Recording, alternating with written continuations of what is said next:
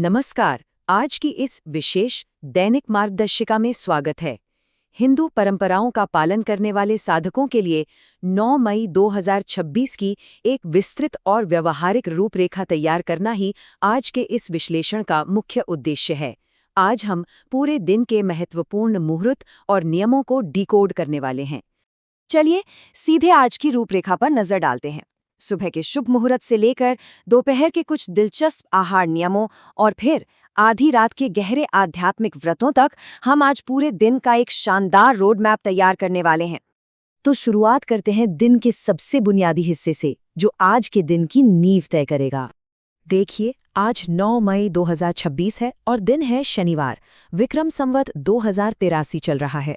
अगर हम आज के दिन की समग्र ऊर्जा की बात करें तो ये ज्येष्ठ महीने की चिलचिलाती गर्मी यानी ग्रीष्म ऋतु का समय है और चंद्रमा अभी कृष्ण पक्ष में है।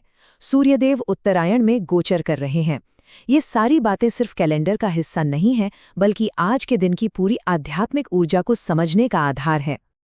अब इस नींव के साथ आइए देखते हैं कि हमारी सुबह कितनी खास और शुभ होने वाली है। आज पूरे दिन में 3 सबसे अहम और शुभ समय आने वाले हैं, और दिलचस्प बात यह है कि इसकी शुरुआत तो सूरज उगने से भी पहले ही हो जाती है। फिर एक मौका दोपहर में मिलेगा और एक बिल्कुल आधी रात को। ये पूरे 24 घंटे का एक बेहतरीन सारांश है।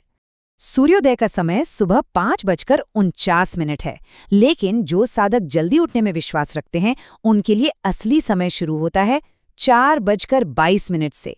जी हाँ, उज्जैन के मानक समय के अनुसार 4:22 से 5:05 तक ब्रह्म मुहूर्त का वो अद्भुत और अत्यंत पवित्र समय रहेगा। कुल मिलाकर 43 मिनट्स की एक ऐसी पावर विंडो है जहां ध्यान, जप और प्रार्थना का फल कई गुना बढ़ जाता है। दिन की सबसे शुद्ध ऊर्जा का लाभ उठाने का ये सबसे बढ़िया अवसर है। लेकिन रुकिए, जहां शुभ समय है वहां कुछ सावधानियां भी तो रखनी होंगी, है ना? बिल्कुल। सुबह के इस शानदार कार्यक्रम में कुछ छोटी छोटी बाधाएं भी हैं जिन्हें ध्यान में रखना बहुत जरूरी है। सुबह 9:06 से 10:45 तक राहु काल का पहरा रहेगा। तो सलाह यही है कि इस दौरान किसी भी नए या अत्यंत महत्वपूर्ण कार्य की शुरुआत करने से बचें। और एक और बात, आज पूर्व दिशा में दिशाशूल है। इसका सीधा सा मतलब है कि आज के दिन पूर्व की तरफ यात्रा करने का कोई भी प्लान हो तो उसे टाल देना ही बेहतर है। चलिए, अब सुबह की सावधानियों से आगे बढ़ते हैं और दिन के मध्य भाग की ओर चलते हैं, जहां एक और शुभ अवसर इंतजार कर रहा है। दोपहर में हमें मिलता है अभिजीत मुहूर्त।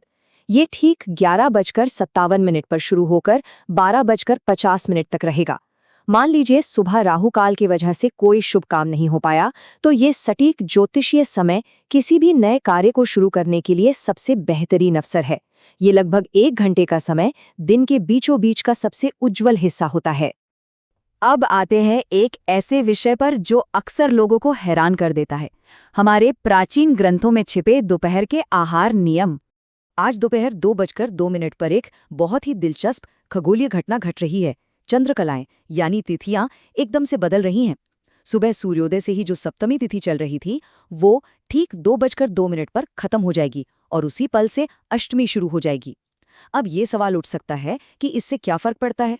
दरअसल ये बदलाव हमारे दिन भर के खान पान के नियमों को तत्काल प्रभाव से बदल देता है।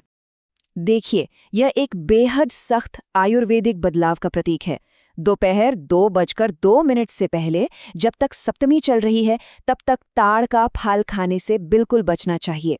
शास्त्रों के अनुसार इससे रोग बढ़ते हैं और शरीर का क्षय होता है। लेकिन जैसे ही सुई 2:02 के पार जाती है और अष्टमी शुरू होती है, नियम पूरी तरह बदल जाता है। फिर नारियल के सेवन से पूरी तरह परहेज करना चाहिए, क्योंकि अष्टमी के दिन नारियल खाना बुद्धि का नाश करने वाला बताया गया है ना कमाल का शिफ्ट? और सबसे बड़ी बात, ये कोई मनगणंत या यादृच्छिक बातें नहीं हैं। ये नियम सीधे तौर पर ब्रह्म वैवर्त पुराण के ब्रह्म खंड के श्लोक 27.29 से 34 पर आधारित हैं। ये हमें स्पष्ट रूप से दिखाता है कि कैसे हजारों साल पहले हमारे ऋषियों ने हमारे दैनिक पाचन तंत्र और ब्रह्मांडीय ऊर्जा के बीच एक गहरा वैज्ञानिक और आध्यात्मिक कनेक्शन खोज लिया था। चलिए, अब सूरज ढलने के बाद के समय पर एक नज़र डालते हैं, जहां ऊर्जा एक बार फिर से करवट लेती है। शाम 6:58 पर सूर्यास्त होगा। आज की रात कोई आम रात नहीं है, क्योंकि आज मासिक कृष्ण जन्माष्टमी और कालाष्टमी का विशेष व्रत भी है। और अगर हम ब्रह्मांडीय स्तर पर देखें तो क्या हो रहा है? रात 11:24 पर चंद्रमा श्रवण नक्षत्र से निकलकर धनिष्ठा नक्षत्र में प्रवेश करेगा। फिर देर रात 2:36 पर शुक्ल योग से ब्रह्म योग की शुरुआत होगी। जब पूरी दुनिया गहरी नींद में सो रही होगी, तब ये सूक्ष्म ज्योतिषीय परिवर्तन उस समय की आध्यात्मिक ऊर्जा को एक अलग ही स्तर पर ले जाएंगे। और इसी आधी रात के समय आता है निशिता मुहूर्त। मध्य रात्रि 12:02 से लेकर 12:45 तक का ये समय खंड सचमुच अद्भुत है।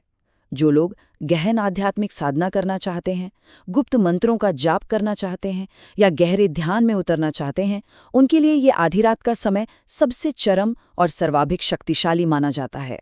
इस पूरे विश्लेषण के अंत में एक सवाल जो दिमाग में गूंजता है वो ये कि हमारे प्राचीन ऋषियों ने आखिर ये सब किया कैसे? बिना किसी आधुनिक परमाणु घड़ी के, बिना किसी उन्नत प्रयोगशालाओं के, उन्होंने समय के इतने सूक्ष्म परिवर्तनों और हमारे शरीर के जैविक आहार नियमों का इतना सटीक मानचित्रण कैसे कर लिया? ग्रहों की गति, मानव पाचन तंत्र और हमारी दैनिक दिनचर्या के बीच का ये गहरा तालमेल वाकई विस्मयकारी है। ये सोचने पर मजबूर करता है कि हमारा प्राचीन ज्ञान कितना असीम है और इसमें अभी और कितना कुछ खोजना बाकी है। इस मार्गदर्शिका के साथ जुड़ने के लिए बहुत बहुत धन्यवाद।